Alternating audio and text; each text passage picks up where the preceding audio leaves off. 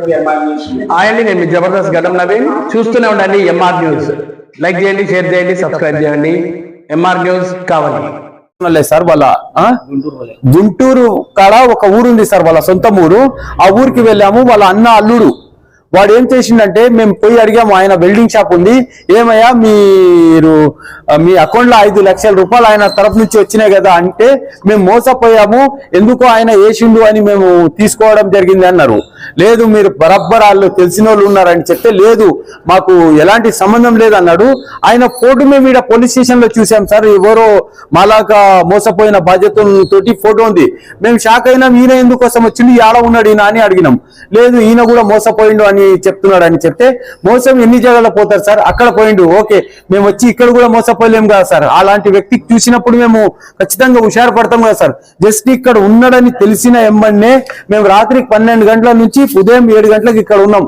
ఎందుకంటే కనీసం ఆ వ్యక్తి మాకు కనిపిస్తాడు. ఆ వ్యక్తికి కనిపించినాక మేము ఎవరో పెద్ద మనుషులకు పట్టుకొని, మీడియాకు పట్టుకొని, మా అక్కడ తెలంగాణ గవర్నమెంట్ కానీ ఇక్కడ గవర్నమెంట్ కానీ మాలాంటి మోసపోయిన వాళ్ళ మీద ఆశీర్వాదం పెట్టి మాకు న్యాయం జరపాలని మేము కోరడం జరుగుతుంది సార్. ముఖ్యంగా ఎమ్మెల్యే సార్కి మేము నిజంగా అంటే చాలా చాలా ప్రతి ఒక్కరికి ఈ ఎమ్మెల్యే సారు నిజంగా అంటే ఒక దేవుడి రూపంగా ఉన్నాడు సార్.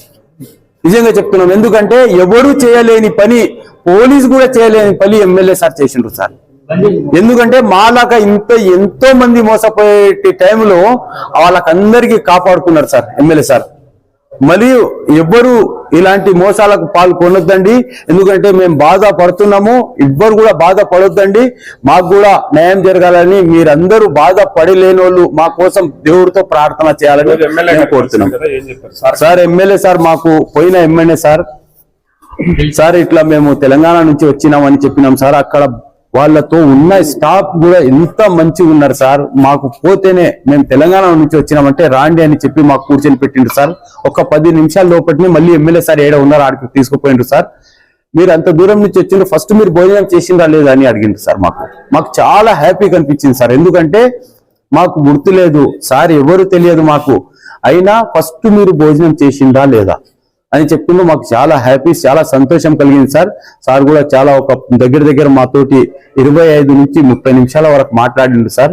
మాట్లాడి చెప్పిండు, ఖచ్చితంగా ఇక్కడ ఉన్న ప్రజలకు మోసపోనికియను, మీ ఎమ్మెల్యే గారితో కలిసి ఖచ్చితంగా మిమ్మల్ని కూడా మోసపోకుండా మా ప్రయత్నాలు ఉంటాయని చెప్పి మాకు ధైర్యం ఇవ్వడం